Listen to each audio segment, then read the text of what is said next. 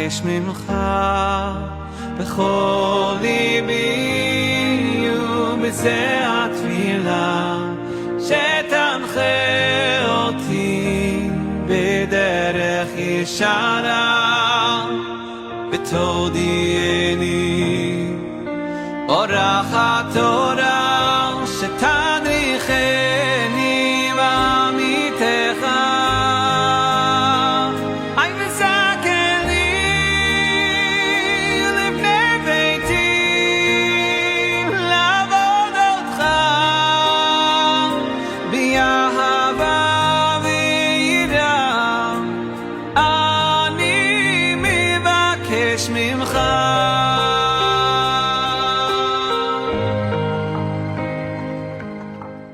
Pessoal, bom dia, a paz de Cristo para todos, dando continuidade no nosso estudo do livro de 2 Samuel, hoje, capítulo 16. Segundo livro de Samuel, capítulo 16.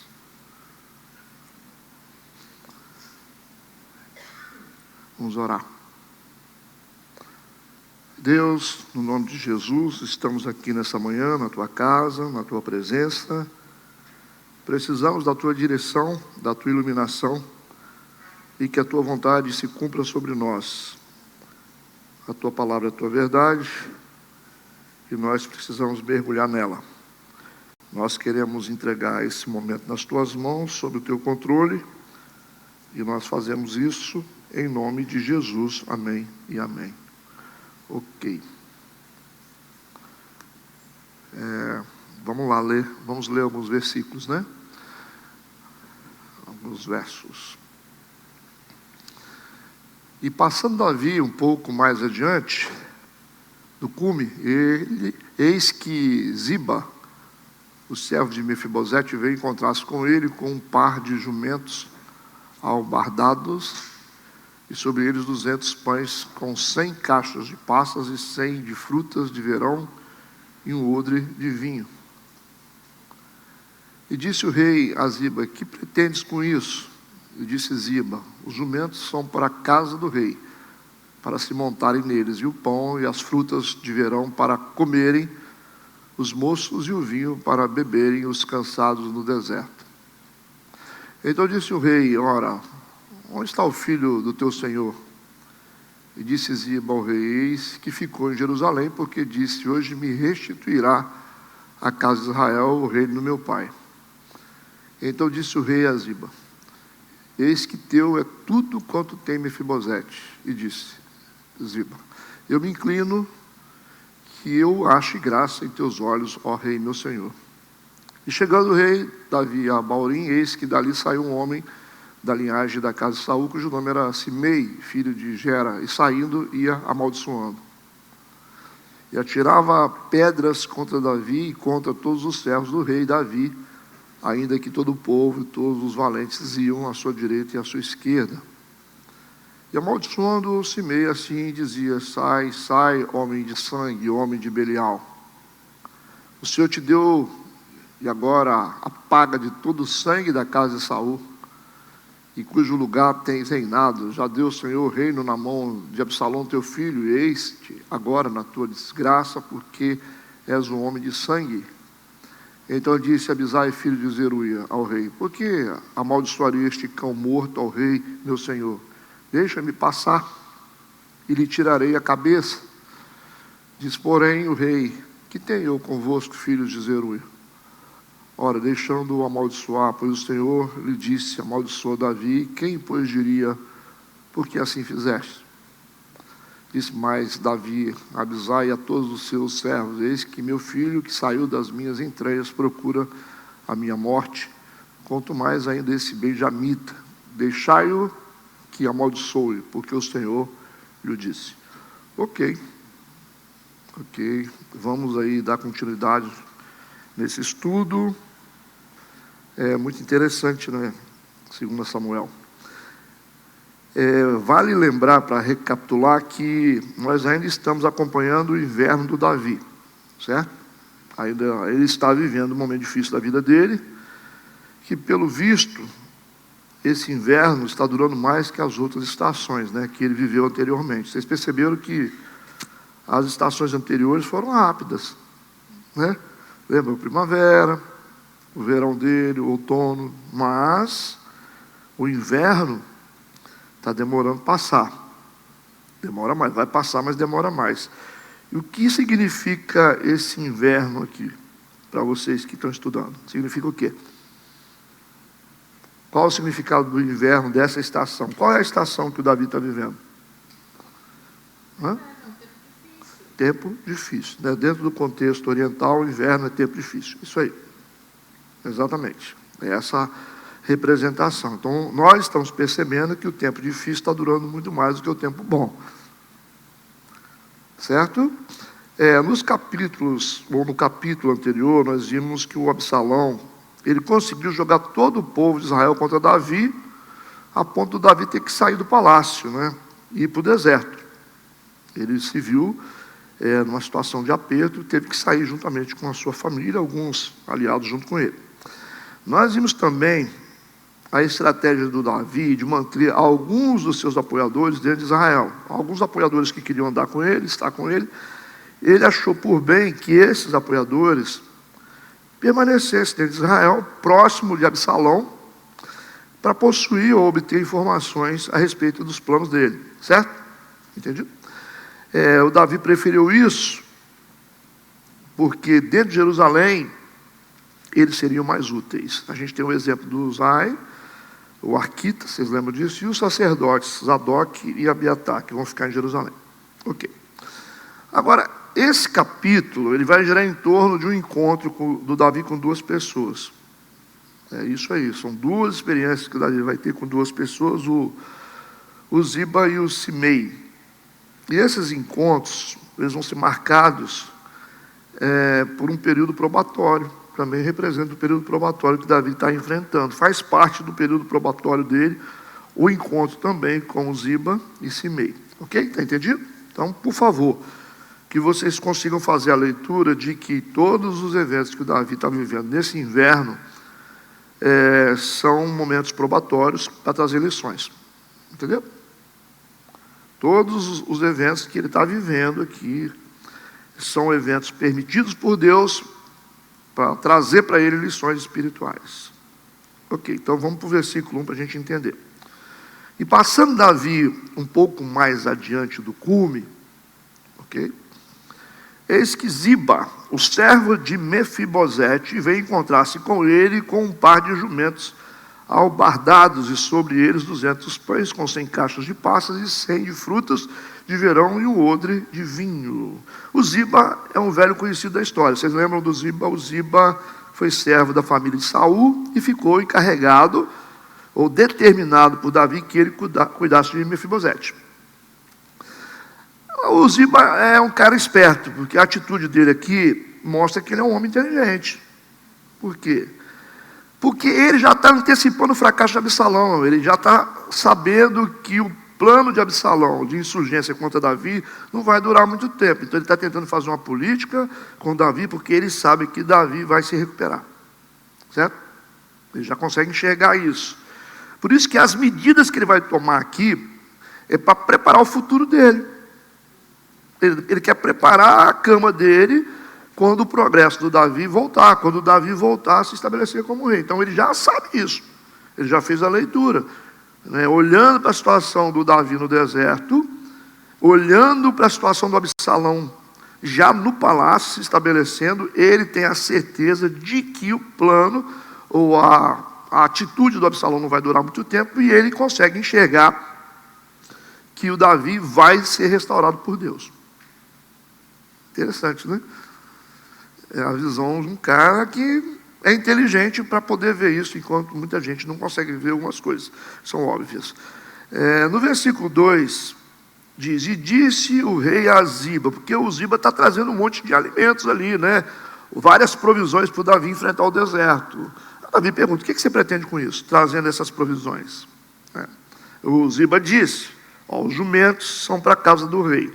Ou seja, cada provisão dessa tem uma distinção na alocação. Ele vai dizer, ó, isso é para isso é para aquilo outro. Então, ele vê a necessidade do grupo e diz, ó, jumentos para a casa do rei. Carregar as mulheres, as pessoas mais vulneráveis, os velhos, para se montarem neles. O pão e as frutas de verão para comerem os moços. São alimentos que não necessitam de preparo, são os moços que estarão diante das batalhas. Então, alimento com nutrição rápida e fácil de preparar. São as frutas. E ele coloca o vinho para os cansados, como agente revitalizador. O vinho tem um significado também de restauração da alma, né? Por analogia. Mas também, pela quantidade de açúcar que tem, vocês já sabem o que acontece, faz uma reposição de energia. Então, o cara está suprindo aqui o Davi de forma inteligente. Entendido isso? É importante analisar os detalhes da Bíblia. Agora, vamos para o versículo 3. Então, disse o rei, ora, onde está o filho do teu senhor? Ele está falando sobre Mefibosete. Onde é que está o Mefibosete que eu coloquei você para cuidar dele? E disse Ziba ao rei, eis que ficou em Jerusalém. Por que disse? 2 pontos. Ele falou, por que ele ficou em Jerusalém? Por que ele ficou em Jerusalém? Porque ele disse, segundo o Ziba disse que o Mefibosete falou, hoje me restituirá a casa de Israel o reino do meu pai. O Ziba falou isso para o Davi. Ele ficou lá porque ele disse que Deus vai devolver o trono para a família dele. O Ziba, ele está justificando aqui com as palavras qual era a intenção do Mefibosete em ficar em Jerusalém. Com certeza são palavras mentirosas, porque o Ziba tem más intenções. Então ele já colocou o nome do Mefibosete para queimar diante do Davi. E no versículo 4 a gente vai perceber que o Davi vai cair na artimanha do Ziba. E vai fazer exatamente o que o Ziba quer. Olha o que o Davi vai dizer no versículo 4. Então disse o rei a Ziba, né, nesse afã ali, né, que o Davi não está muito bem, a resposta imediata do Davi sem processar. Ele ouviu uma coisa que ele nem mediu se é verdade ou se é mentira, ele nem está conseguindo avaliar a fidelidade do Mefibosete, que era um homem fiel, ele não consegue aquilatar isso, mas por causa da situação emocional dele, ele vai reagir sem pensar. Então disse o rei a Ziba, eis que teu é tudo quanto tem Mefibosete. Como assim? Na raiva ele vai dizer, já que o Mefibosete falou isso, então tudo que o Mefibosete tem a partir de agora passa a ser seu. Você já pensou um negócio desse? Olha só que loucura, né? O homem segundo o coração de Deus, agindo simplesmente porque ouviu uma palavra. Entende isso? Aí vamos colocar isso para a nossa vida hoje, quando palavras chegam nos nossos ouvidos. Quando nós recebemos palavras, quando nós recebemos notícias, a gente não faz verificação, a gente se preocupa simplesmente em reagir negativamente. Então a Bíblia mostra aqui que o rei, o homem segundo o coração de Deus, ainda tem muita coisa para aprender. Está aprendendo, mas tem muita coisa para aprender, porque ele disse, então tá bom, já que ele falou isso, não vamos procurar saber se é fake news, não vamos investigar, simplesmente ele vai tirar todos os bens, todas as terras que estão sob domínio do Mefibosete e vai entregar para o Ziba. Aí o Ziba disse assim, eu me inclino diante do Senhor, que eu ache graça em teus olhos, ó rei, meu Senhor. É isso aí, conseguiu o que queria. O Davi está debilitado emocionalmente por causa do Absalão. A gente sabe que o próprio filho se levanta contra ele, o cara está triste, está no deserto, sai do palácio, imagina o estado do Davi, por causa do Absalão, e o Ziba se aproveita disso. Então, quando você não está bem emocionalmente, você se torna uma pessoa vulnerável. Ok? Vamos pensar sobre isso como cristãos. Toda vez que você não está bem emocionalmente, você vai se tornar vítima do diabo. Okay? A Bíblia não diz para a gente guardar o nosso coração. De tudo que se deve guardar, guarda o teu coração, porque É do coração que tem o quê? Que existem, que saem as fontes da vida. Por isso, nós já tivemos experiências, cada um de nós, com isso. Quando a gente não está bem, o diabo vem. Ele vem e planta as sementes, ele vem trazer más notícias para piorar a nossa situação. E a gente age por impulso, porque se estivéssemos bem emocionalmente, seria diferente a resposta. Vamos pensar, vamos orar, vamos ver se é verdade, vamos saber. E o Ziba se aproveitou. O Ziba faz o papel do diabo aqui, né? Aproveitando a debilidade emocional do Davi. Por isso, tomem cuidado quando vocês não estiverem bem emocionalmente, porque vocês podem se tornar alvo do diabo. E podem ser injustos com quem não merece. Ok? Alguém quer falar alguma coisa? Entendido? Vamos para o versículo 5. E chegando o rei Davi a Baal-nim, eis que dali sai um homem da linhagem da casa de Saul, parente do Saul, que já está chateado com Davi, cujo nome era Simei, filho de Gera, e saindo ia amaldiçoando, ele ia xingando, amaldiçoando Davi. Como esse homem aqui, o chamado Simei, era da casa de Saul, a gente sabe que ele guarda mágoa, porque ele considera o Davi como um usurpador do trono de Saul. Se o Saul não está no trono mais, o Davi assumiu o lugar dele. Quem deveria ter assumido era o filho, deveria ser de repente o Mefibosete, deveria ser alguém da casa de Saul, tribo de Benjamim.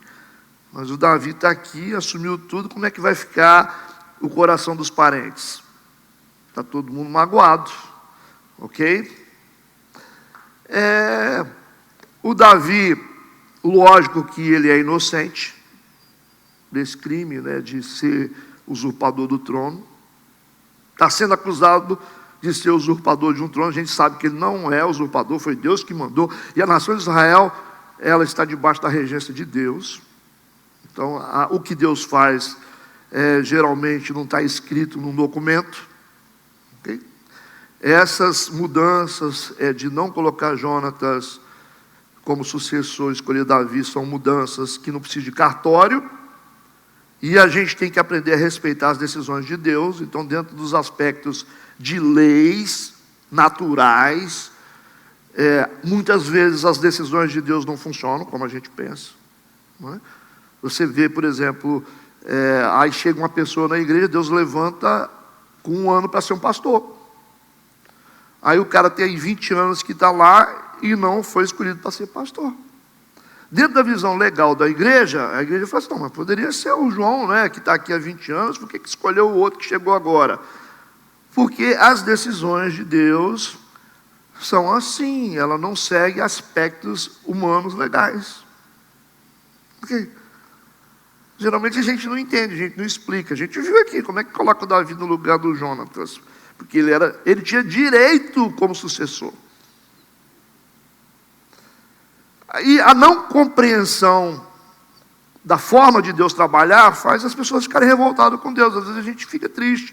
Por que fulano prospera e eu não prospero? Por que ele tem oportunidade e eu não tenho? Por que as portas abrem, sendo que eu estou orando, aqui abre para o cara e não abre para mim? Então são perguntas que a gente faz, porque a gente vive debaixo de um senso de justiça humano. Por que falou isso comigo, sendo que eu sou uma pessoa boa? Por que se maquinaram contra mim? Deus deveria ter me protegido, considerando que eu sou uma pessoa que sou fiel a Ele. São interrogações que você faz. Por que isso acontece com a minha família, sendo que eu sou fiel a Deus há mais de 30 anos, enquanto tem um monte de gente que não é fiel e vive uma vida boa? Não são interrogações? Porque a gente pensa como gente carnal. E os planos de Deus muitas vezes você não entende, ok? Está entendido? Então, por favor, cada detalhe do que eu estou falando é Deus ensinando algo para vocês. Vocês vão precisar mais cedo ou mais tarde. Ou estão precisando agora. Vocês vão perceber que o Davi está sendo amaldiçoado por um homem que aparece no deserto, que é da família do Saul. Então é normal essa raiva. O Davi não tem culpa do que ele está falando. Mas a consciência do Davi fez ele lembrar das iniquidades dele. Fez ele voltar e lembrar do mal que ele havia feito. Vocês lembram, está bem registrado na cabeça de vocês. E o Davi não está reagindo, porque ele considera, o que está acontecendo com ele como uma maldição. Ou seja, o que esse homem está falando para ele é como se fosse um castigo vindo do céu por causa dos pecados que ele cometeu. O Davi reconhece o Simei como instrumento da mão disciplinadora de Deus. Entendido? Aí, interessante. A visão do Davi está mudando. O Davi começou a entender o mundo espiritual, como funciona. Davi está sendo lapidado, afinal, Davi está dentro do inverno, que é período probatório. Período probatório serve para quê? Para nos ensinar. Quantas vezes vocês vão ter que ouvir isso? Aqui na igreja. Quantas vezes vocês vão ter que ouvir isso? Por isso que o Davi não vai reagir. É diferente. Esse Davi aqui é diferente. Ele começou a ser diferente. Se vocês olharem a história, os capítulos passados, vocês vão perceber que o Davi é uma pessoa. E aqui ele começa a se reconfigurar. Ele pensa, esse cara está me xingando, está me amaldiçoando, mas é Deus que está permitindo isso, porque afinal eu cometi vários erros e eu não vou ficar impune desses erros. Ok. Versículo 6. E atirava pedras contra Davi. Aí piorou um pouco. O cara não só xingava o Davi, como atirava pedras contra Davi e contra todos os servos do rei Davi. Ainda que todo o povo e todos os valentes iam à sua direita e à sua esquerda. O cara não está preocupado se tem alguém ali junto com ele. Ele está mandando pedra. Depois que o Davi saiu do palácio, ele entrou no deserto. E ele vai ter que aprender a interpretar as provações de forma diferente. Então o que Deus está querendo nos dizer? Nós precisamos aprender a interpretar as provações de forma diferente do que nós fizemos até hoje. Aí vocês estão pensando sobre a vida de vocês agora. Cada um de vocês estão pensando agora sobre a vida de vocês. O tempo da maturidade exige interpretação das provações de forma diferente. Tudo bem? A gente tem que parar de colocar na conta dos outros, porque isso é imaturidade. O Davi está tomando xingamento, pedradas e não vai reagir. Porque vocês sabem que antes o Davi não era homem de levar desaforo para casa. Ou vocês esqueceram do que ele fez com Nabal? Davi não era o cara de levar desaforo, não. O Nabal começou a falar, não sei o que. Ele falou, então tá certo, daqui a pouco você vai ver o que vai acontecer. Mandou matar o cara. Se Abigail não entrasse no meio do negócio, o Nabal morreria pelas mãos de Davi. Ok. Então é o cara que não aguenta insulto. Não aguenta insulto. E agora não é só o insulto, ele está tomando pedrada também. Não estou entendendo isso que eu estou falando. Mas nós temos aqui, como característica do deserto, número 1, sair do palácio, sair da zona de conforto, sair da mordomia, porque a gente quer fazer tudo de ruim e quer ficar de boa. Não é isso? Se você quiser ficar de boa, você nunca vai mudar. Você nunca vai mudar. Esse é o problema de muitos cristãos. Quer fazer coisa ruim, quer tomar decisões erradas, quer chutar todo mundo, quer pisar em todo mundo, mas quer ficar tranquilo.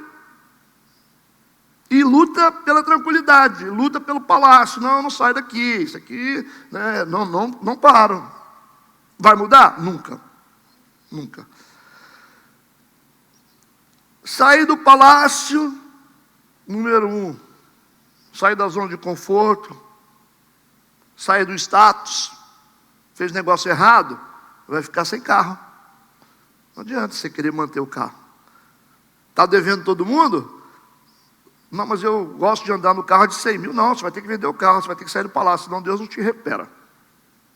Como é que você vai andar num carro de 100 mil, sendo que você deve um monte de grana para um monte de gente? Você acha que você vai se recuperar? Nunca. Saia desse palácio. Segunda coisa, passou ou está passando por humilhações. Pode se preparar. Pode se preparar, ué. Fazer o quê? Você não pilhou?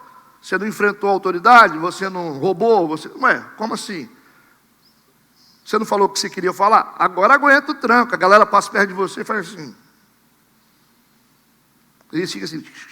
E você fica olhando de longe, né? Quantos de nós aqui, vou falar nós porque a gente tem que se incluir, que já passamos por processo na igreja, que a gente entra na igreja com uma vergonha, fala assim, né? Fica olhando assim. Nossa. Aí tem gente que prefere fugir, né? Eu lembro, há uns anos atrás, tinha uma mãe, um casal aqui da igreja, a filha infelizmente ficou grávida, né? Não gostava muito de igreja, e a mãe não quis enfrentar isso, preferiu sair da igreja por causa da vergonha. Com medo da igreja julgar, com medo da igreja falar que eles não eram muito crentes, aí saiu da igreja. E a filha é assim, ficava lá fora, né? Como a filha, tipo assim, vamos dizer que a gente não é muito crente, que Deus, né? Aí ficaram com vergonha de encarar a realidade de que algo estava errado dentro de casa. Aí para sair bem, vai para outra igreja onde ninguém sabe de nada, e lá você conta outra história, né? Você fala que, não, casou tranquilo. Engravidou, mas casou depois. Não, casou, depois engravidou, né? Às vezes engravida e casa. Aí você vai fazer o quê? Aí fala que casou e engravidou, muda a ordem. Orgulho, sem chance de recuperação. A gente passa por humilhações, não tem jeito de fazer o quê? Tem que passar. E terceiro, o Davi se preparou para as pedradas. A pedrada vem para todo lado, não adianta você gemer. Você fala assim, ué, você não cometeu erro? Toma pedrada, moço. Aí pedra vem de lá, pedra vem de cá, vem pedra de todo lado contra você. Você vai fazer o quê? Não tem como, não.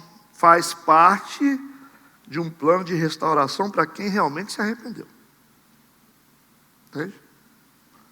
Por isso que eu digo para vocês, escola bíblica é melhor do que culto à noite. A gente aprende muito mais. Esse é o plano de restauração para quem realmente se arrependeu. Sair do palácio, passar por humilhações e aguentar as pedradas.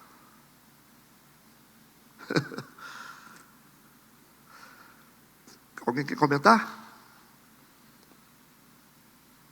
Pastor, mas eu não quero, então não tem restauração. O Davi sabe qual é o caminho, por isso que ele está calado. E Deus está vigiando ele para ver se ele reage. Eu quero ver se você vai ficar valente de novo, Davi. Você viu como que o futuro do Davi é condicional? O futuro é condicional. Deus pode ter uma promessa para você, mas é condicional. Se você guardar os meus mandamentos, aí tudo bem, então é condicional. Não adianta a gente achar que nós somos predestinados a sermos felizes. Não, a felicidade está lá na frente, mas é condicional. Se você guardar, se você fizer, anda nos meus caminhos, você vai prosperar. Porque a gente pensa assim, não, a promessa vai nos empurrar. Até nos empurra sim, mas não empurra tanto como a gente pensa, né? O que empurra a gente para frente são as decisões que a gente toma diante das promessas de Deus. Mas se a gente errar, a gente sabe o caminho, a gente se humilha e fala, eu errei. É assim que faz. Aí a gente continua andando. Agora, se você quiser ficar no palácio, e se você quiser achar que ninguém pode falar nada do que você fez, é igual gente que separa e fala assim, mas o meu filho está sofrendo. Eu falei, você queria o quê? O que você quer? Você quer separar e não quer que o filho sofre? Aguenta o tranco, meu amigo. Pensasse antes de separar. Pensasse antes. Como é que algum filho não vai tomar uma pedrada dessa se houver separação? A gente já sabe, principalmente quem tem filho pequeno. Já sabe, qualquer separação hoje aqui, vocês sabem o que vai acontecer com os meninos de vocês, os filhos de vocês. Trauma. Aí vocês contratam já um psiquiatra, um psicólogo por antecedência, antes de ir para o cartório assinar. Já pega e já coloca o menino na sessão para preparar a mente dele. Talvez ajude um pouco. Né? Agora fica, não, porque eu estou muito triste, porque não consigo, meu filho, minha filha. Ué, mas como é que faz um omelete sem quebrar ovos? Como é que você toma decisões erradas e você acha que não tem jeito, vai fazer o quê? Não tem como. Então, às vezes, quando você toma uma decisão, você tem que preparar para o desdobramento. Você vai por esse caminho mesmo, tem certeza? Você tem peito para isso? Você vai enfrentar isso? Você vai falar isso mesmo? Então prepara, é matar ou morrer, irmão. É igual você vai para a reunião com os seus empregados, você tem que ir para matar ou morrer. Você vai para uma reunião, você tem que preparar para o cara levantar e falar, a partir de hoje eu não trabalho mais. Você tem que já estar pronto para falar algumas coisas, para saber que você vai ficar sem o cara. É igual quando eu faço reunião aqui na igreja, às vezes. Pode acontecer do cara levantar e falar assim, eu não concordo. Mas vou fazer o quê? Eu estou preparado para isso. Tem que preparar. Agora, se você ficar acovardado e achar que vai acontecer, vai ficar tudo tranquilo, então tem que perder o medo da morte. Quando você vai admoestar alguém, você não pode ter medo. Se tiver medo da morte, se for chamar a atenção, se for falar alguma coisa, você tem que preparar que algumas coisas podem morrer. Se você não tiver medo, aí você vai seguindo, você vai fazendo o que você quer. Agora, se você for covarde para encarar consequências, ficar sozinho, ter uma igreja menor, tudo isso acontece. Aí o cara fala, porque Deus me deixou. Deixou não. Você falou e não se preparou. Esse é o problema. A vida ensina, né? Então nós temos aqui o plano de restauração de Deus, que inclui humilhações, saída do palácio e pedradas. Tudo certo? Para quem realmente se arrepende. Num tempo da história, nós fizemos alguma coisa que nos trouxe a essa situação. Não tem jeito. Gastamos demais, hoje nós estamos devendo. É isso aí. Versículo 7. E amaldiçoando Simei, assim dizia, sai, homem de sangue e homem de Belial. Ele está xingando Davi. As humilhações e xingamentos continuam. E o Davi não expressa nenhuma reação hostil. Deus está testando o homem. Está apertando o homem para ver como é que ele reage. Se reagir de forma errada, vai voltar para o fim da fila, da promessa. Entende? Não é? A gente não tem aquele negócio, às vezes nós somos nervosos assim, né? Briguento, aí Deus testa a gente. Né? Às vezes você tem que estar numa situação que você sempre foi lá e brigou. Aí Deus coloca a gente na mesma situação para ver como é que a gente reage. Ver se a gente é crente mesmo. Aí você fica com vontade de matar, né? Você fala, vou matar. Aí Deus fala, quero ver se você. Né? Toda hora nós somos testados. Testa a nossa paciência. Paciência.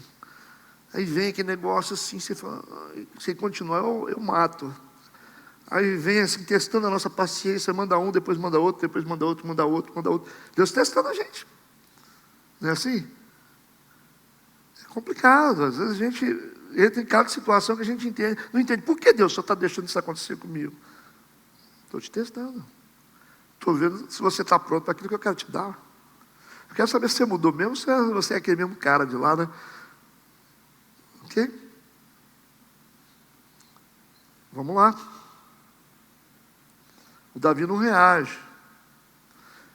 Então esse é o grande início da maturidade espiritual de um homem ou de uma mulher de Deus.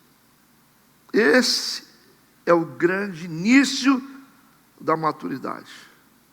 Deus nos ensina que as nossas guerras devem ser resolvidas no plano vertical e não no horizontal. Não é isso? Ou vocês nunca leram na Bíblia que a nossa guerra, as nossas batalhas não são contra a carne ou sangue? Não é isso? Mas contra o quê? Principados, potestades e os dominadores deste mundo tenebroso. Então olha só, o que Deus está nos ensinando através disso? A nossa guerra, a nossa luta não é contra a carne ou sangue, não é desse plano horizontal. Mas sim contra principados. Quando fala de principados, por favor, não está falando de demônio, não. Quando fala de potestades, não está falando de demônio, não. Mas quando fala sobre dominadores, que é a terceira classe desse mundo tenebroso, fala de demônios. Por quê, pastor? Porque crente gosta de usar a palavra potestade e principado só para o demônio. E principado e potestade são simplesmente poderes superiores. Poderes superiores. Por exemplo, o que é potestade? Poderes superiores, hierarquias de poder. Gente que está acima, poderes que são superiores ao nosso. Principados também é uma hierarquia de poderes. Okay? Se você vê, por exemplo, dentro de uma igreja, tem autoridades. As menores e as maiores. Então, essa é a ordem de poder que está classificada como principados e potestades. Você tem o governador do estado, você tem seres espirituais que são superiores a nós. Então, é isso que está falando. Entendido ou não entendido? Hã? Então, a palavra potestade e principados é uma palavra generalizada, que pode ser usada tanto para o bem como para o mal. Por isso que fala que Jesus, a Bíblia fala que Jesus está acima dos principados e potestades. Tudo. Tanto dos poderes das trevas, quanto dos poderes do céu, do mundo espiritual, do bem. Ok. Então está dizendo o seguinte, que a nossa guerra, ó, é aqui que a gente resolve, não é aqui. Se as pessoas entendessem isso, já estava mais de 50% resolvido os problemas. Quando você chegar no seu trabalho e você olhar e falar assim, ué, o que essa mulher está?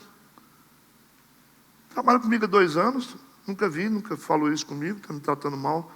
O que está acontecendo? O mundo espiritual está falando com você. Só que você fica, não, porque não quero mais trabalhar com você, mas você resolveu aqui não, então depois vai acontecer de novo. Entenderam ou não entenderam? Eu quero fazer perguntas. Querem perguntar? Versículo 8. Versículo 8, o homem continua falando. Diz para ele o seguinte, o Senhor te deu agora, paga. Deus está te dando o resultado de tudo que você fez, de todo o sangue da casa de Saul. Deus está te cobrando. O homem está falando com ele. Ô Davi, é isso aí que está acontecendo com você. Você está sendo apedrejado, está sendo xingado, porque Deus está cobrando o que você fez com a casa de Saul, em cujo lugar tens reinado. O Senhor usurpou o poder. Já deu o Senhor o reino na mão do Absalão. Isso é castigo, Davi, teu filho. E este agora na tua desgraça, porque és um homem de sangue. De certa forma, algumas palavras aqui do Simei são verdades. Okay? Por que são verdades? Porque segundo a lei mosaica, esse é o desdobramento natural para quem fez o que Davi fez. Simples. O cara só está dizendo o seguinte, a Bíblia não fala isso, a lei não diz isso, está acontecendo com você, Davi. Ele só está confirmando. Então, de certa forma, o Davi tinha aquele monte de débito na cabeça dele, ele falou, isso é mesmo, fazer o quê? Não tem como. Então, as palavras do Simei aqui não são totalmente inverdades. São verdades. O Davi realmente está recebendo o salário dos erros dele. Entendido isso? Por isso que vocês vão perceber que a inércia do Davi está se dando por causa desse entendimento. Porque Deus está alinhando Davi com as Escrituras. Olha que coisa fantástica. O Davi está assim, o cara está jogando pedra nele, ele lembrou, puxou o salto negativo dele, no mundo espiritual, e falou, não adianta. entendimento é outro. Agora ele não quer arrancar a espada e sair matando todo mundo mais não. Acabou agora. É outro homem. Está mudando. Por isso que ele está inerte. Por causa do entendimento. Que foi despertado agora. O Davi começa a levar mais a sério a palavra de Deus de acordo com o seu cumprimento. Entenderam isso? Porque o que Simei está falando é real. E o que Davi está entendendo é isso aí. Não tem como, ele falou. Aí agora nós estamos falando agora como igreja. Presta atenção. Está tudo certo aqui. Está acontecendo com Davi. Pastor, mas não é um tratamento de Deus? Sim, mas os tratamentos de Deus são baseados em quebras de princípio. Deus não inventa as coisas. Deus não inventa as coisas para punir a gente. É baseado na iniquidade. A prova que você sofre não vem de graça. Tem que ter uma base. Tem que ter um motivo, entenderam? Não é assim como a gente pensa. Que Deus vai criando as coisas, jogando em cima da gente. Vai criando. Aí você vai ver, o próprio Davi diz que ele era jovem, depois foi velho. Ele falou, fui jovem, hoje eu sou velho. Mas o que ele falou? O que vocês lembram? Durante toda a vida dele, ele nunca viu o quê? Um justo mendigar o pão, não é isso? Nunca viu o justo desamparado, nem a sua descendência mendigar o pão, não foi isso? O que ele está falando? Ele está dizendo que tudo que acontece tem um sentido. Deus não faz as coisas aleatoriamente assim. Mostra para mim uma pessoa na Bíblia que sofreu sem motivo. Fala aí. Arrisca aí. Vou dar uma chance para vocês. Mostra aí. Só teve um, Jesus. Esse foi. Mas ele também tem um motivo, porque ele provocou o sistema.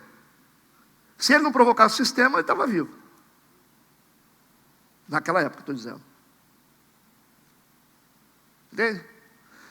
Então, Jesus não pecou, mas ele confrontou o sistema. Ele precisava confrontar o sistema, porque senão não havia reação do sistema contra ele. Se ele tivesse ficado quietinho, entenderam o que eu falei ou não? Então tem causa e efeito. Isso é uma lei. O Judas também é um efeito. Ele não nasceu traidor assim, né? Entende? Já expliquei para vocês como que foi formado aquele caráter. Vocês estão vendo como que Absalão se tornou o perseguidor do pai dele. Não foi à toa. Não foi à toa. Ele foi se transformando de acordo com a situação que foi criada. Nós falamos também sobre o Caim.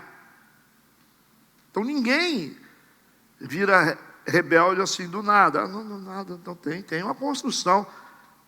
Então, da mesma forma, nós sabemos que Jesus é santo, sempre foi santo. Mas diante das leis da época, ele confrontou a lei. Ele provocou o sistema para que o sistema matasse ele. Ou o que você faria se você começasse a se levantar contra o sistema religioso dominante de uma época? O que acontece com você? Os caras tinham a proteção do Império Romano. Os judeus, os fariseus. Quem é esse cara aí? Nós estamos aqui há quantos anos aqui tomando conta desse negócio? E os fariseus foram levantados para preservar a lei de Deus durante todo o tempo. Se não fossem os fariseus, a lei mosaica tinha se perdido. Mas com uma atitude de preservação, Deus levantou os fariseus como zeladores das Escrituras. E o Antigo Testamento, a lei mosaica, o Pentateuco, ela se manteve durante séculos e séculos e séculos e séculos por causa dos fariseus. Então Deus fez o quê? Deu um crédito para eles tão grande, a ponto de eles acharem que eles tinham o monopólio de tudo. Aí chega um camarada, filho de carpinteiro lá, arrastando o pé no deserto, com um bando de pescador. E vai falar assim, não, aqui nós vamos mudar o mundo. E chega o João Batista e diz, arrependei-vos, que é chegado o reino de Deus. Que reino? Nós já temos um reino aqui, que é o reino... Nós temos o Império Romano, que é o reino. Nós temos o César, que é considerado... Como assim? Esse bando de desocupados. Se acontecer a mesma coisa hoje, o sistema vai acabar com a pessoa. Mesma coisa, manda levantar uns pés rachados aí, chegar aí na rua e falar, chegar no reino de Deus. Como assim? Vocês estão inventando o quê? Uma nova religião? Já temos um império dominante, temos a religião dos fariseus, que Deus nos instituiu. Foi Deus que instituiu os fariseus. Aí os caras falaram, vocês estão em nome de Deus nós vamos matar esse cara. E mataram. Em nome de Deus. Entenderam ou não entenderam? Então não precisa ficar com dozinha de Jesus, porque ele foi para a cruz. Ele planejou, ele construiu a própria morte. Porque ele sabia que ele tinha que pagar um preço. Entendido ou não? Alguém tem dúvida? Fala comigo. Pode falar.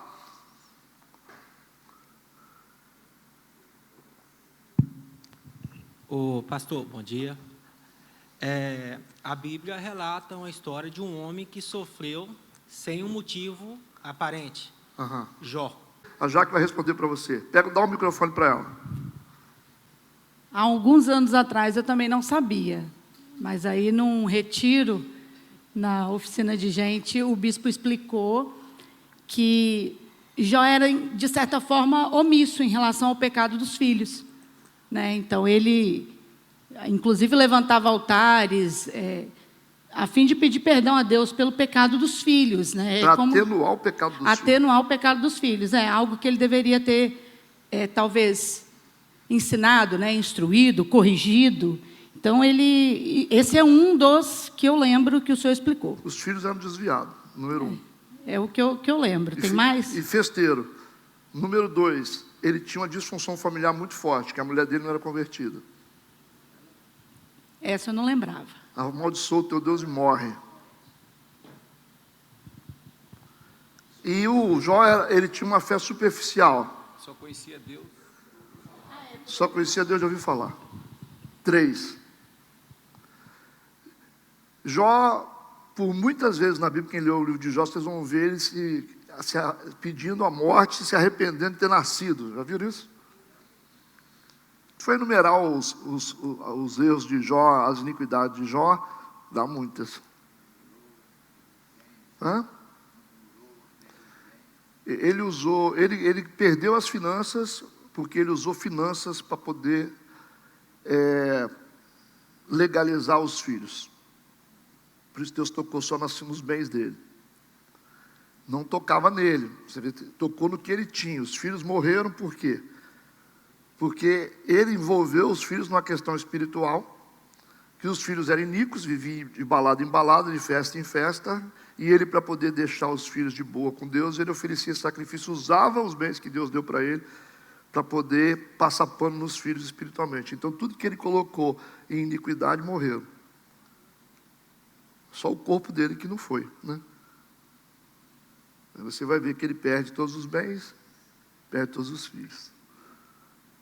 E confessa em Jó 42 que ele não conhecia Deus. Era só de ouvir falar. Porém, agora os meus olhos te veem. Então não tem inocente. Sim.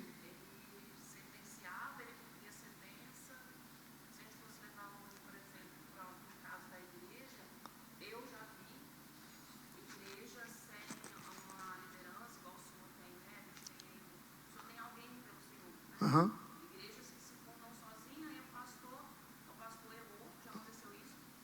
Ele e a esposa, ele se disciplinou, ficou 6 meses sentado, depois ele voltou. Ele mesmo se disciplina. Ele se disciplinou e ele mesmo decidiu, não, agora nós vamos dar autojustiça, né? Exato. O que Davi falou foi real, não tem. Deus não vai jamais deixar que alguma coisa aconteça com alguém que não tem um motivo. Porque Deus é justo. Simples assim. Ele é o justo juiz. Não há variação de mudança nele. Não fala assim a Bíblia. A gente pensa assim, mas eu não fiz nada, mas você não lembra, porque a nossa memória é curta. A nossa memória é curta. Às vezes você roubou R$5 do cara há 15 anos atrás, você esqueceu. Mas o mundo espiritual registrou. Já vi gente de roubar R$10 depois de 15 anos, não saber por que que a vida financeira não vai para frente, e aí você pega e tem que fazer mapeamento, para o Espírito Santo fazer a pessoa entender, clarear a pessoa para ela lembrar daquilo, para poder se arrepender e redimir aquele pecado.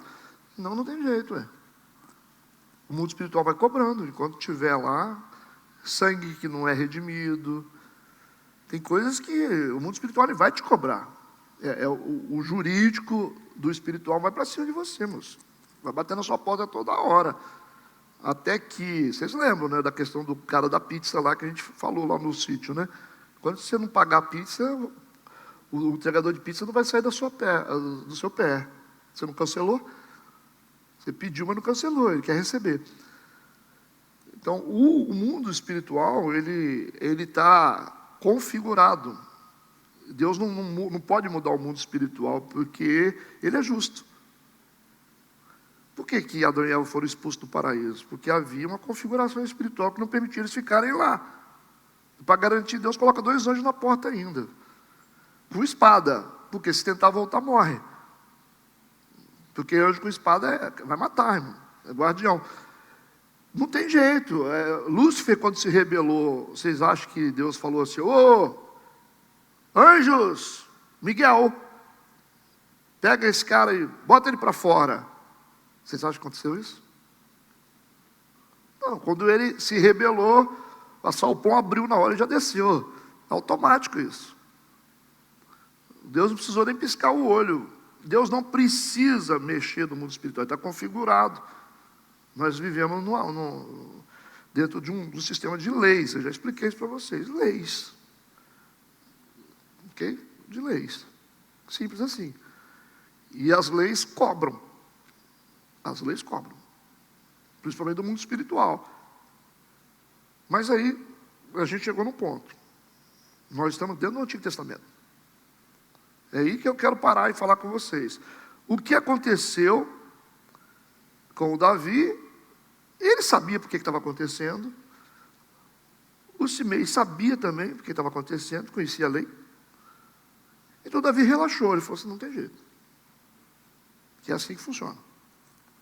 Senão Deus não existe, né? Só que nós temos, isso tem que nos levar a uma compreensão aqui agora mais clara sobre a obra de Jesus. É isso aí. Isso tem que nos levar, a gente tem que começar lá atrás para entender a obra de Jesus na cruz hoje, que nos livrou do peso dessa lei. Sacaram isso? Que sumariamente estava sendo cumprido pelo mundo espiritual. Que a lei diz: o salário do pecado é a morte. Isso não é lei? Até a vinda de Jesus era exatamente isso. Exatamente isso. Exatamente isso. Vocês viram lá o que a lei fez com aqueles que construíram o bezerro de ouro. 3.000 tiveram que morrer.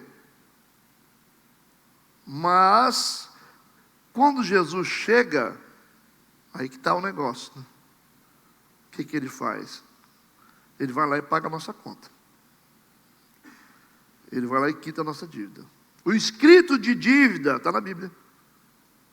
Ele foi e pagou com sangue.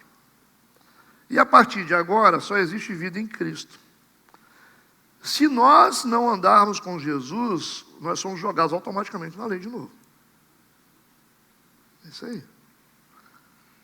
Então, assim, a lei tem que olhar para o sangue de Jesus o tempo todo, que tem que estar sobre nós. É por isso que lá foi aspergido lá, aquela simbologia do Egito. Matou o cordeiro, passou nas casas, o anjo chegava ali, pulava, saltava. Páscoa.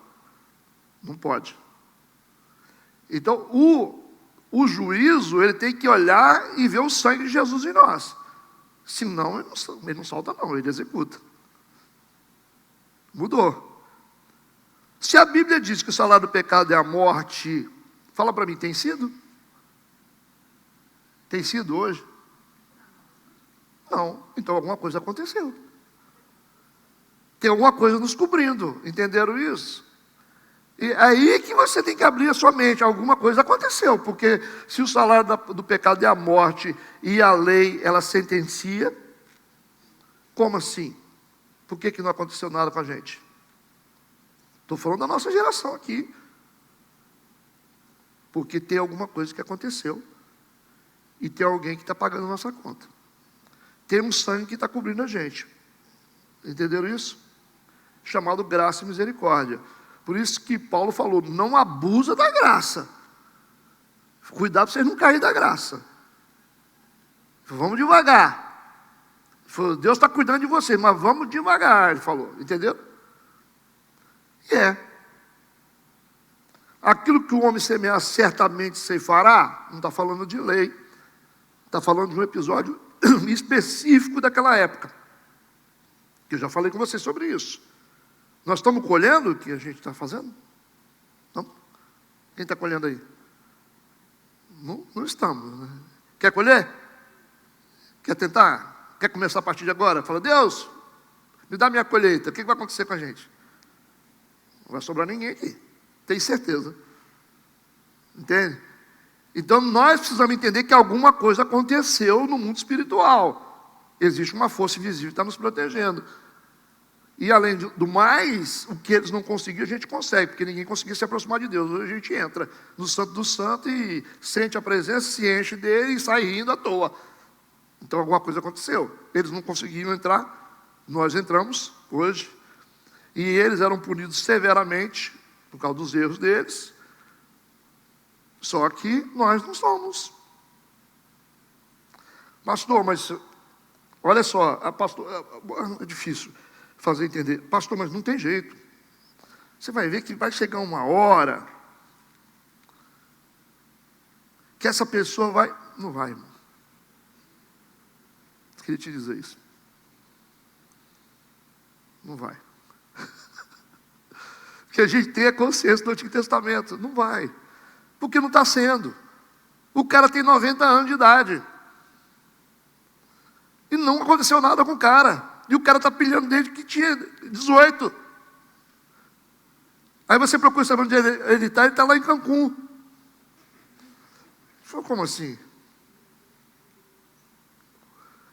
Ele falou, pastor, mas vai chegar uma hora. Não, mas já está com 90. Vai chegar quando? Ou vocês nunca viram gente ruim ficar com 90 anos fazendo ruindade? Mas chega, não vai. Vai para o inferno depois porque rejeitou Jesus. Porque quem vive assim não rejeitou Jesus. Vai para o inferno. Chegar no momento, os bodes serão separados das ovelhas. Não tem jeito. Inferno, céu. É isso aí. Aí quando você bate na mesa e fala assim, não, o que faz aqui se paga. Nem sempre. Nem sempre. Nem sempre. Se paga assim. Não é isso a consciência que vocês têm? O que se faz, se paga. Se tivesse no Antigo Testamento, era assim. Mas hoje, o que se faz, se paga. Eu estou vendo pouca gente pagando aí. Quase ninguém, né? Quase ninguém. Pastor, mas aí o senhor não viu o que aconteceu? Cara, isso vai ser definido depois lá no final. Você está esperando que o cara me fez mal, vai acabar em cima de uma cama, com câncer, aí você fica esperando. Você fica esperando, daqui a pouco você vê ele passando com carro zero. Até quando, Senhor? Aí você olha assim, porque nós temos essa consciência de Antigo Testamento que não é assim. Pastor, mas eu não acho que não é justo. Cara, não é justo, mas Jesus fez. Você acha que não é justo, mas Ele fez. Ele ajuda até quem não merece. Ele alimenta quem não merece, quem não acredita nele. Quando você vê um ateu vivo, é porque você vai entender o tamanho da misericórdia de Deus. Você não está entendendo. Você não está entendendo. Você vê um satanista que consegue respirar e comer e ter saúde, você não está entendendo.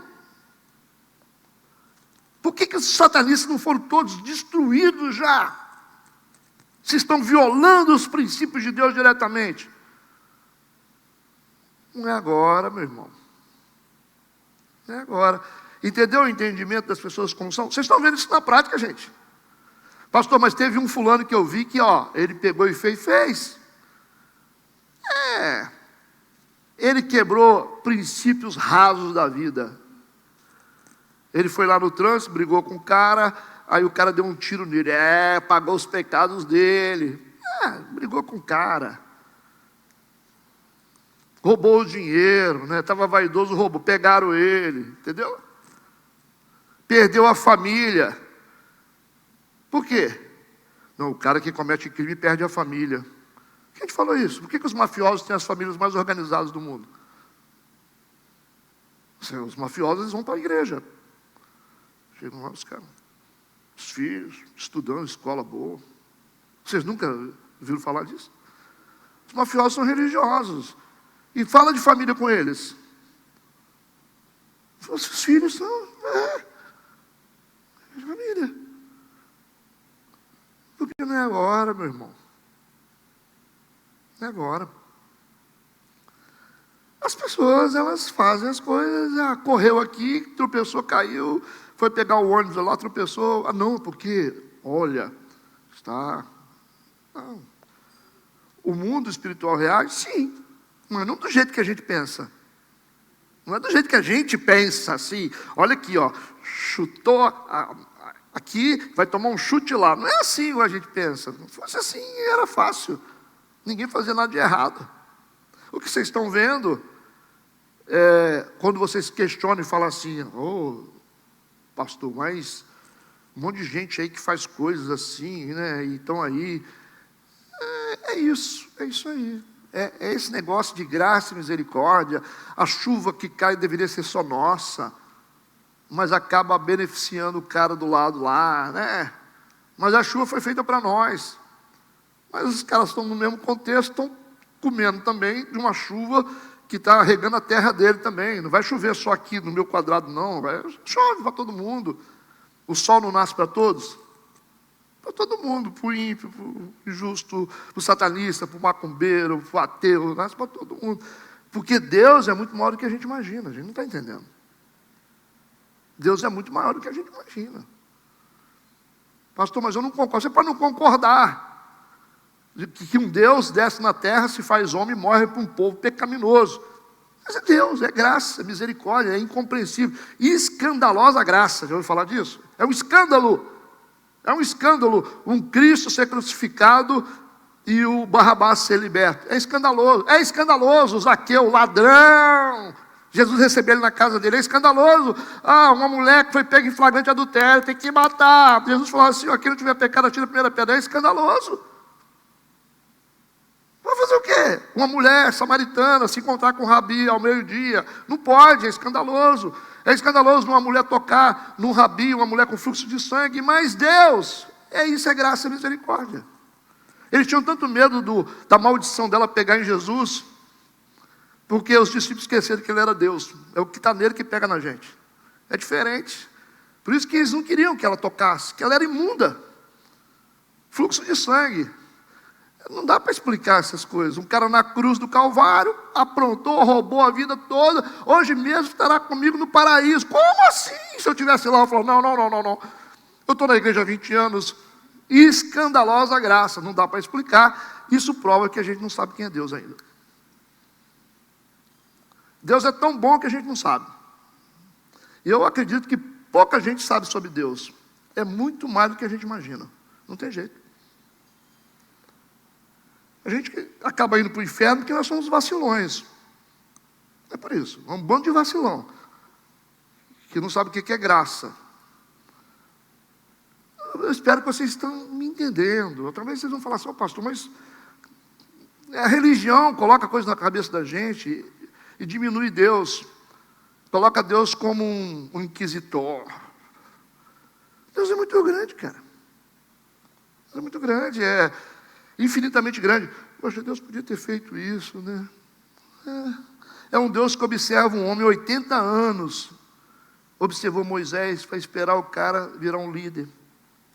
Podia ter pego qualquer cara, pronto, tinha gente boa por lá. É um Deus que sabe lidar com a nossa cabeça. Um José da vida. O cara virou governador do Egito. Uma doideira, um cara pecaminoso igual Davi era, assassino. Virou homem segundo o coração de Deus. Então, Deus está trafegando numa dimensão que a gente não entende. Não entende. A gente olha assim e fala, meu pai. Paulo falou, teu amor me constrange. estou passando vergonha. Por isso que o Jó disse, antes eu conhecia você só de ouvir falar, mas agora os meus olhos te veem. Eu não sabia que você conseguia transformar corações através das provações. Não sabia disso. Eu achei que você mandava a gente para a praia, tomando suco de laranja. Eu não sabia que um homem poderia ser moldado através das lutas. É Deus. Interessante, né? Não é um Deus político que fica passando a mão na nossa cabeça para a gente ser bonzinho. É um Deus que aceita não ser compreendido. O pessoal xinga, ele está salvando a gente está dando pancada nele. Esse Deus não vale nada, esse Deus eu largo ele, eu não vou mais na igreja. Ele está salvando você. De tanto que ele ama, ele está salvando a gente, só que ele não entende. Fica questionando. Né? Poucos homens no mundo entendem isso, poucas mulheres entendem isso. Então é maior do que você imagina, você não tem noção. Sai dessa. A Bíblia diz que a gente espera uma serpente, Deus nos dá um peixe. É isso aí. Então a prova viva são vocês, a prova viva sou eu. Que a gente vale para quê? Fala para mim.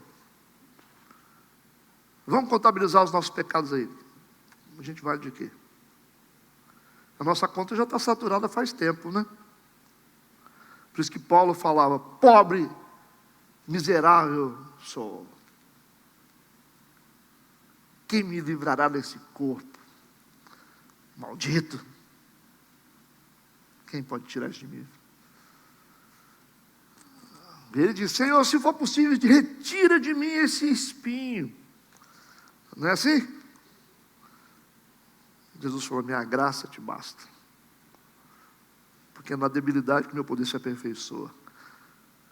Ele falou, na sua limitação, na sua luta, na sua dificuldade, quando você entende quem eu sou, que você cresce. Falou, vocês nunca serão perfeitos se vocês não estiverem em mim. Enquanto vocês estiverem comigo, a conta de vocês está paga. O diabo nunca vai conseguir falar, apontar o dedo e falar, não, aqui não. A conta deles está paga. Porque eles estão comigo. É assim que funciona. Foi isso que fez o ladrão na cruz ser levado para o céu. Tem jeito, né? É estranho? Estou sendo bonzinho? Não estou sendo bonzinho não, mas eu tive que viver esse tempo todo para entender isso. Confesso que gastei assim muitos anos para entender isso, né? Entende? E hoje, eu não sou um cara perfeito, não. Sou um cara cheio de defeitos. Eu tenho defeitos aqui que vocês não têm. Mas vocês podem perceber que tem uma graça que está sobre mim. Ou não?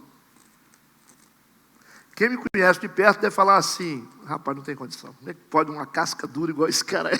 Não tem condição. Ele poderia ser aqueles pastores assim, chegam, aleluia, irmãos, vamos orar. Oh, querida, a paz de Cristo. Poderia ser?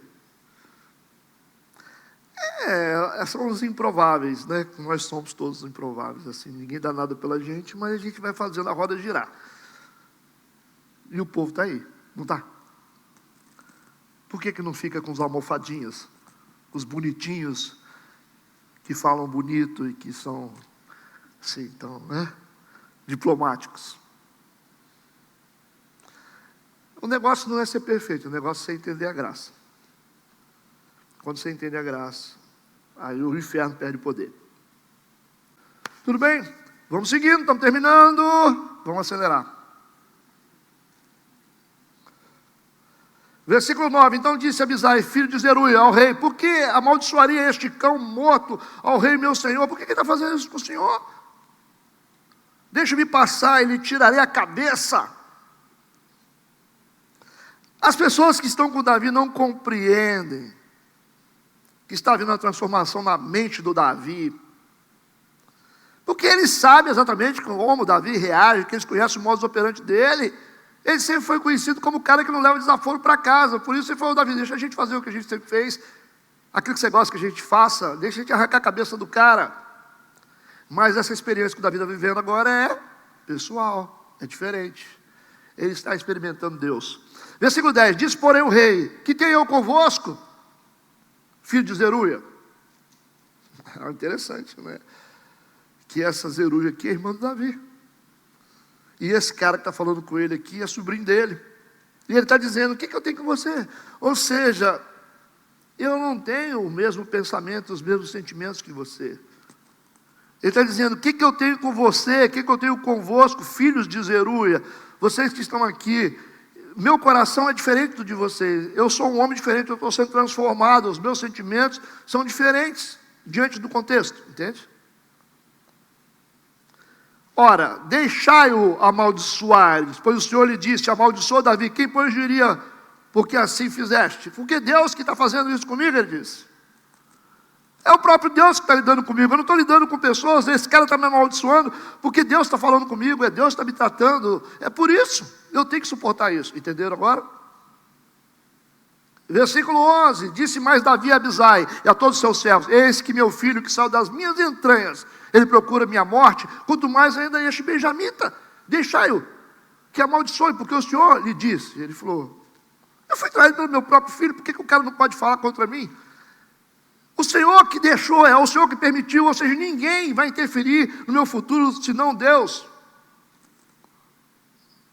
Está acontecendo porque Deus permitiu, e eu preciso entender por que Deus permitiu. E eu preciso saber o que eu preciso consertar, é isso que ele está dizendo. Versículo 12, porventura o Senhor olhará para a minha miséria, ele disse, e o Senhor me pagará com bem a sua maldição deste dia. Davi está dizendo que esperava que o Senhor olhasse para o coração dele arrependido e enviasse uma bênção para compensar a maldição que o Simei está lançando sobre ele. Versículo 13, prosseguiram, pois, o seu caminho, Davi, seus homens, e também Simei ia ao longo do monte, de fronte dele, caminhando, amaldiçoando, e atirava pedras contra ele, levantava poeira. Tá o cara jogando pedra de longe, o Davi está indo, e tome pedra. E o Davi está seguindo o caminho dele. Vamos embora, deixa o cara quieto aí. Vamos nos levantar contra o que Deus está fazendo. Versículo 14, o rei e todo o povo que ia com ele chegaram cansados e refrescaram-se ali. O Davi e o grupo chegaram em um local perto de Gilgal para descansar. Versículo 15, Absalão, pois, de todo o povo, os homens de Israel, vieram a Jerusalém e Aitofel com ele. Aitofel se torna um dos maiores apoiadores de Absalão. E principalmente na causa que ele tem contra Davi. Era isso que Davi temia. Versículo 16, sucedeu que chegando Uzai, o arquita, amigo de Davi, Absalão, disse Uzai a Absalão, viva o rei, viva o rei. Esse cara foi orientado por Davi, vai para lá, fica dentro do palácio, porque você vai trazer informações para mim. E Uzai chega e fala, oh, Absalão, viva, viva Absalão, você é o rei. Ele está professando lealdade de forma enganosa a Absalão, para ser admitido no meio do conselho do rei, certo? Versículo 17, porém Absalão disse a Uzai, é esta tua beneficência para com o teu amigo? Por que não foste com o teu amigo? Olha a ironia do Absalão, questionando a lealdade dele com Davi. Falou, você abandonou seu colega? Você não era assim com Davi, meu pai? Por que agora você está aqui? Por que você mudou? Versículo 18 e 19, disse Uzai a Absalão, não, porém daquele que elegeu o Senhor e todo este povo e todos os homens de Israel, dele serei e com ele ficarei. Ou seja, se Deus elegeu você como rei, eu estou aqui para te apoiar. E demais disto, a quem serviria eu? Porventura não seria diante de seu filho? Eu fui leal ao seu pai, eu posso ser leal a você.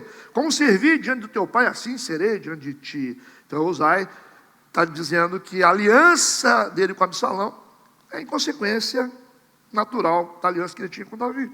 Ele quer se aproximar. Versículo 20, então disse Absalão a Aitofel, porque o Aitofel é o cara que decide as coisas.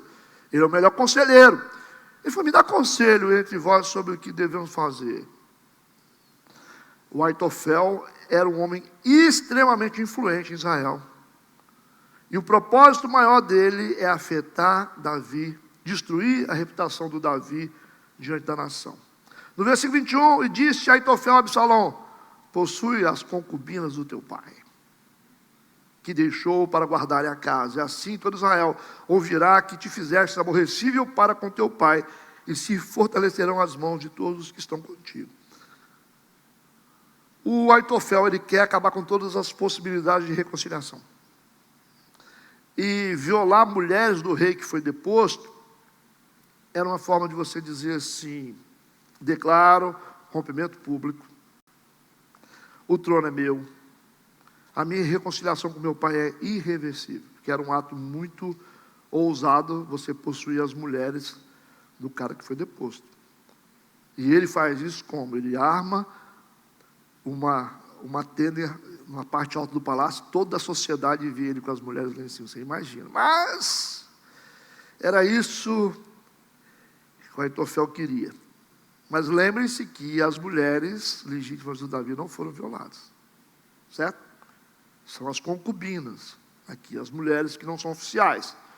No versículo 22, estenderam, pois, para Absalão uma tenda no terraço, e Absalão possuiu as concubinas do seu pai perante os olhos de todo Israel. Nossa, você imagina que cena é essa, hein?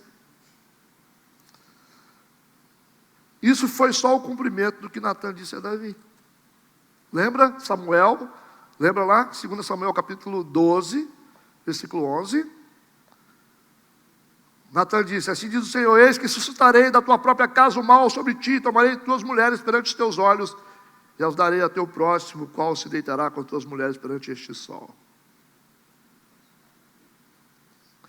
Automaticamente o Aitofel está tomando uma ação, aconselhando ele a insurgir contra o pai dele de forma mais desonrosa.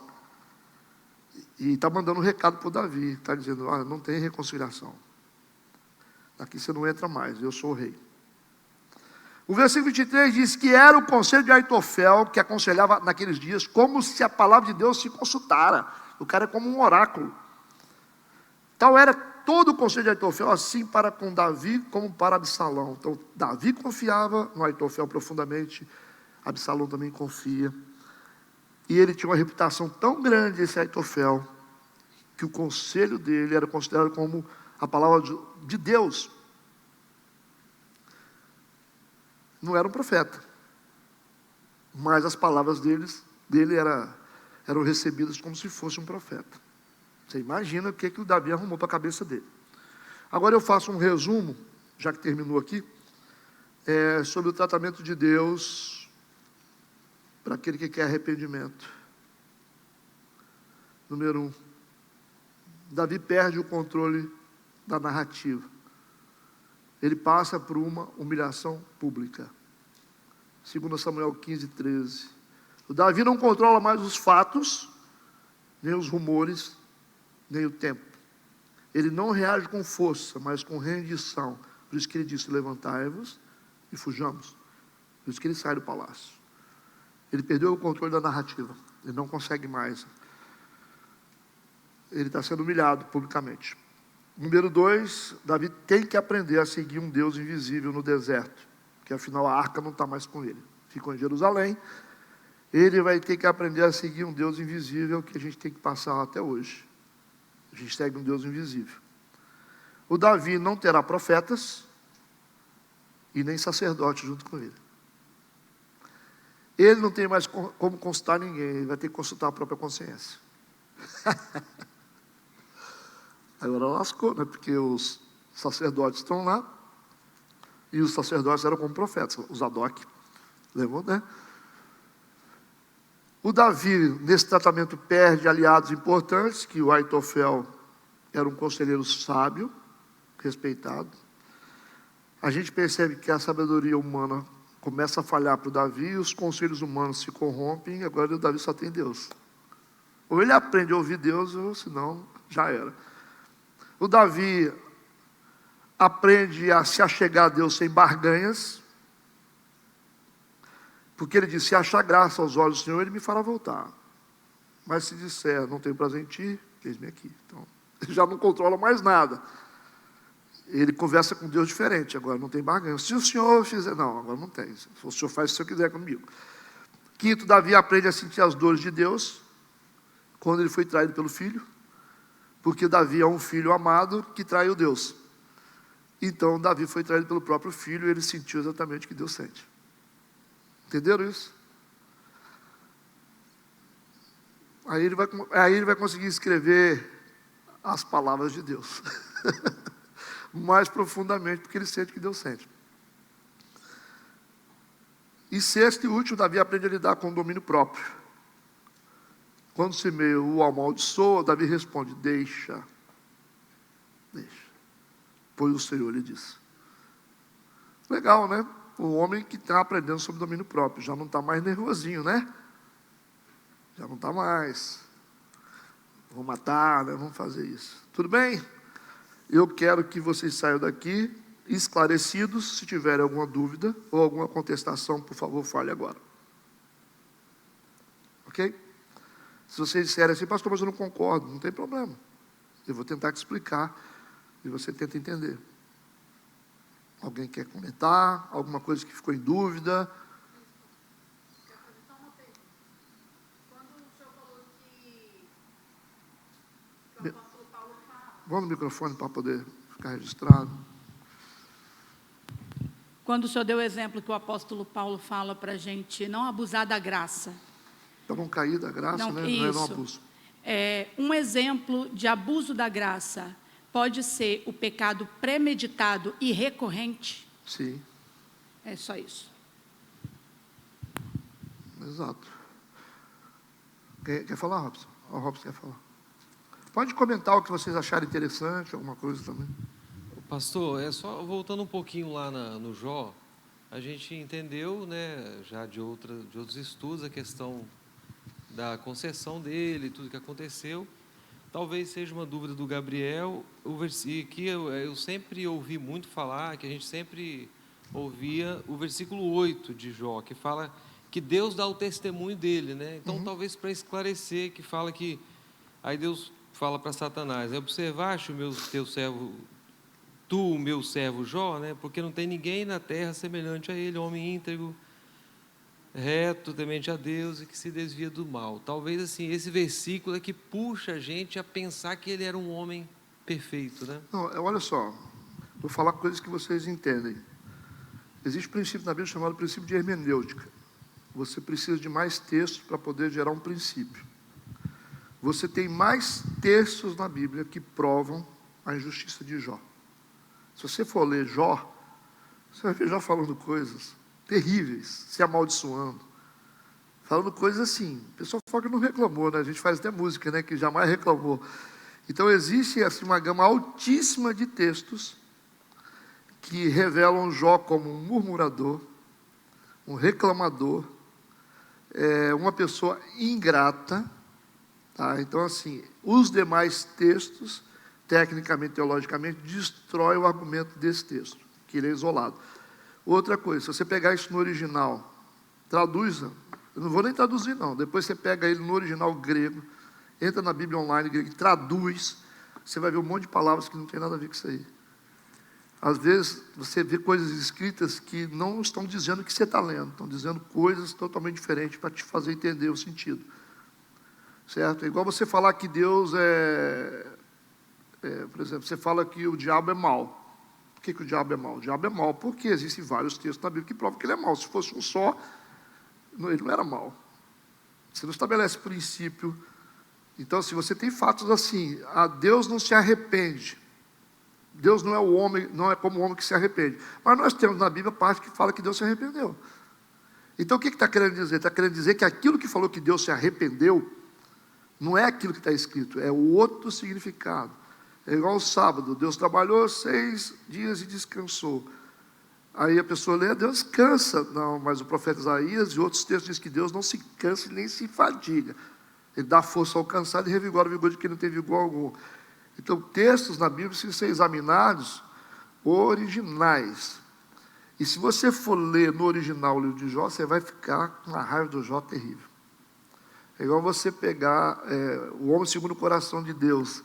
Nós estamos procurando até agora nós estamos procurando, desde o início lá, o que o Davi tinha de tão bom. Vocês vão ter que cavar muito para saber o que o Davi tinha de bom para merecer ser o homem segundo o coração de Deus. Mas não é porque a pessoa pensa, é porque Deus amava o Davi. Não é isso que quer dizer. O Davi tinha características que Deus esperava nos homens. É isso. Não é porque Deus era apaixonado por Davi. Deus ama todo mundo. A gente tem esse negócio, ele é o queridinho, favorito. Não era queridinho favorito, não. Porque ele tinha características que Deus esperava no homem. O Davi era um homem que ele saía de um nível para o outro rapidamente. Se ele estivesse na montanha ali, e se fosse para o vale, ele ia. Ele se arrepende, você vê quando Natan confronta ele, ele se joga no chão e se arrepende. E Natan fala, porque você se arrependeu, você não morrerá. Então, essa capacidade de se desmontar ou de assumir coisas confiando no que Deus está fazendo, Davi tinha muito disso. Davi, quando vai enfrentar o gigante Golias, ele nem olhou para ele. Ele chegou e falou, quem é esse circunciso aí que usa para afrontar o exército do Deus vivo? Ele nem olhou o tamanho dele. Era um cara, assim, que era de respostas rápidas, tanto para crescer como para se humilhar. Ele virava herói e virava servo, mendigo, na hora que precisava. Então, era um homem altamente quebrantado. Altamente quebrantado. Ele não tinha reservas. E isso é o homem segundo o coração de Deus. É o que Deus espera do homem. Mas todo mundo fica assim, que é o queridinho de Deus. Não, não era queridinho de Deus. Esse cara cometeu coisas aqui que eu vou te falar, não tem condição. É igual você pegar Salomão, um homem tão sábio como Salomão foi, um homem pegar, adorar ídolos estranhos das esposas, que onde é que estava a sabedoria? Enfiou dentro de uma caixa e guardou? Entende? Porque a gente tem uma imagem de Salomão que ele era o próprio Deus divinizado. Não era, ele tinha parte humana. Então, por isso que a Bíblia precisa ser interpretada. E a Bíblia, se você abrir um precedente agora aí, para dizer que o Jó era justo, que não merecia o que ele passou, nós vamos chamar Deus de injusto. Viu como que as coisas vão se juntando? Você vai falar, Deus é injusto. Então, não confie nas palavras que vocês estão lendo. Vocês precisam mergulhar mais fundo, porque existem sentidos aí que não é isso aí que vocês estão lendo, não. Por isso vocês precisam de estudo. O hebraico é isso, né? O original grego é isso, para você saber o que está dizendo. E geralmente não é o que a gente está pensando. A gente lê ali, grosso modo, e fala, nossa, olha, Deus é mau. Não. A gente vai ver a atitude de Deus aqui que mostra que ele é mau. Mas você tem uma infinidade de textos que derrubam essa tese de que ele é mau, que ele é muito mais amor do que juízo, aquela coisa, né? Não sei se eu expliquei. Entendeu, Rogério, isso aí? E aí, deu para entender, Robson? Isso não está muito claro, mas o texto do Jó é muito fraco para poder desmontar toda a estrutura do que Deus é e como Deus age com os homens. Deus seria muito nem sem olhar, a gente já sabe que Deus jamais seria injusto com Jó. Essas são palavras que ele coloca, mas não no nível que a gente pensa, que ele era justíssimo. Os próprios atos dele mostram que ele era injusto. Então, leia quando vocês tiverem tempo, lê Jó. Que só cai a luz nele depois de Jó 42. Por enquanto, ele tem momentos que ele fala coisas que eu jamais falaria. Jamais falaria. Ele cometeu equívocos ali que eu não teria coragem de cometer. E Davi cometeu pecados que eu jamais cometeria. Covardemente assassinar um cara. Isso aí é loucura. Alguém quer falar mais alguma coisa? Cristina. Eu sei que essa resposta, ela ficou subjetiva ainda, né? Mas nós estamos revisando tudo que a gente tem estudado aqui, tá? Para entender sobre a Bíblia. Fala, ainda sobre Jó, né? À medida que foi feito o debate, eu fui observando algumas coisas. Antes do inimigo se apresentar diante de Deus, Jó, ele foi interceder. Se você ver no versículo 5, né? Ele foi e intercedeu pelos filhos, pelas festas que os filhos estavam fazendo, foi lá e intercedeu. E logo após essa intercessão, que o inimigo se apresentou diante de Deus. E foi falado, né, que Jó era honesto, tudo. E aí foi permitido a execução, né, para passar o Jó pela prova. Aí você vindo aqui no outro versículo, que é onde que fala, né, que o servo foi e falou da morte dos filhos que tinha acontecido para Jó. Aí Jó, ele vai e se rasga, ele se, né, faz todo aquele procedimento que ele sofreu muito ali. Então, isso dá a entender-se que ele era justo, sim, mas que ele era vulnerável nessa parte. Ele tipo, Era justo, não de perfeição. não de perfeição. Então, foi isso que permitiu, Deus permitiu que acontecesse o que aconteceu com ele. Porque ele não era tão perfeito, assim, Não, por causa dessa parte. Não, mas o contexto do livro inteiro mostra que não era. Nem- Fala muito alto sobre as imperfeições dele. Quando você lê no início aí sobre que ele intercedia, a primeira coisa que vem na nossa cabeça é um pai orando pelo filho. Sim. Mas não é essa intercessão. A palavra aplicada da intercessão de Jó aí era uma forma de passar pano nos pecados dos Isso, filhos. exatamente. É diferente. Pô, como é que Deus vai cobrar o cara que fica intercedendo pelos filhos? Não é a nossa função, tá vendo? Porque a gente não pode ver a olho nu e falar assim, ele está intercedendo pelos filhos. Não estava intercedendo. Ele estava tentando apaziguar a ira de Deus contra os filhos. Mas as festas continuavam. Exatamente. Aí, quando foi que o senhor falou para a Jaqueline responder sobre isso aí eu fiquei assim, porque eu também ia perguntar o que o rapaz perguntou. Aí eu falei, que bom que eu fiquei calada, né? Aí, à medida que foi dando o debate, eu fui lendo aqui e cheguei a essa conclusão. Então, está vendo como é importante analisar cada capítulo, cada versículo, para você entender um contexto em geral. É por isso que precisa da escola bíblica, né? Para mostrar o que está escrito. Você vê que a gente analisa versículo por versículo por isso. E toda a história que a gente está estudando sobre Deus vai levar vocês a entender a reputação de Deus. Toda vez que você vê diante de uma coisa, você fala assim, poxa, Deus mandou matar as crianças. Você pega uma pessoa leiga que não sabe nada e fala, talvez esse Deus é ruim. Mas nós sabemos que ele não é ruim. E a gente sabe que ele tem algum motivo para estar fazendo aquilo. Entendeu? Então você tem que entender Deus dentro de uma visão geral. Por isso que a escola ajuda a gente a interpretar Deus. Sempre que você está diante de algo, como eles estiveram ali. Mas a Bíblia está mostrando que o Jó está dizendo que ele é justo. Ninguém vai precisar ler nenhum texto para saber que o Jó não é justo do jeito que ele está pensando. De que se Deus permitiu alguma coisa com ele, é porque algo precisava ser acertado. Tinha lacuna na vida dele, porque senão Deus seria injusto. E sabendo que Deus não é injusto, a gente sabe que todos os atos de Deus têm explicação, mas você tem que pesquisar. E é essa visão que vocês precisam ter. É igual se você falar mal do Pedro aqui. Se eu conheço a reputação do Pedro, falar assim, o Pedro pegou ali, eu vi o Pedro com a sacola na mão saindo da igreja. Né? Aí quem não conhece o Pedro estava roubando. Aí quem conhece o Pedro vai dizer, não, Pedro deve ter pegado alguma coisa, levando alguma coisa para alguém. Então a gente tem que interpretar Deus assim, você nunca busca nada na Bíblia para condenar Deus, você vai quebrar a cara. Você tem que conhecer Deus, por isso que ele falou, a primeira coisa que vocês têm que ter orgulho é de me conhecer e saber que eu sou Deus. Então, quais são os pensamentos, vocês sabem quais são os pensamentos que eu tenho a respeito de vós? Ele falou, vocês estão me subestimando, ele falou. Meus pensamentos não são ruins a respeito de vocês. Então, você nunca vai entender Deus se você não confiar no caráter de Deus. Toda vez que vocês forem para a Bíblia, vocês podem ter certeza que vocês nunca vão encontrar um texto que mostra Deus agindo de forma incoerente. Vocês nunca vão ver. Nunca, nunca. Sem essa certeza, vocês não vão estudar a Bíblia. Porque tem texto na Bíblia que vai levar vocês a acreditar que Deus é muito mau e assassino. Que a Bíblia é um banho de sangue, moço. Como assim?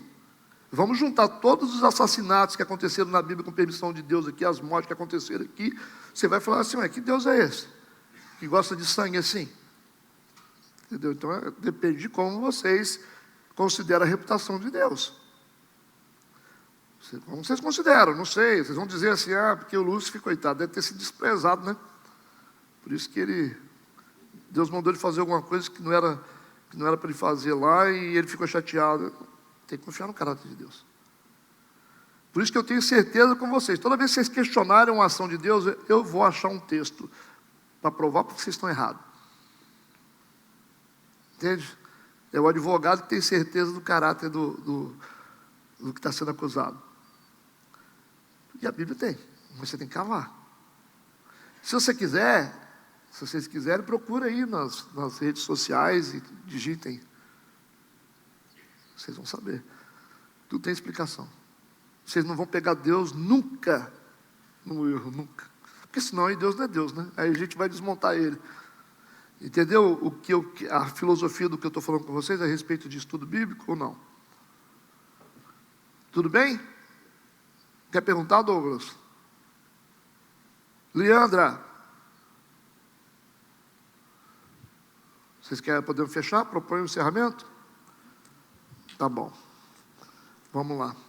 Obrigado, Deus. Obrigado, Senhor, por esse tempo, por esse dia, por esse estudo. Que o Teu Espírito Santo nos sustente no entendimento da Tua palavra. Que não sejamos vulneráveis ao mal. Que sejamos guardados na nossa mente. Nos dê um dia de paz, um dia de bênção.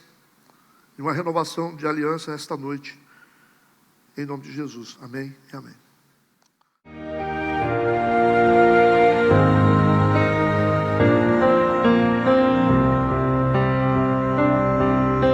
ריבונו של עולם, אני מבקש ממך בכל ליבי ובזה התפילה שתנחה אותי בדרך ישרה ותודיעני אורח התורה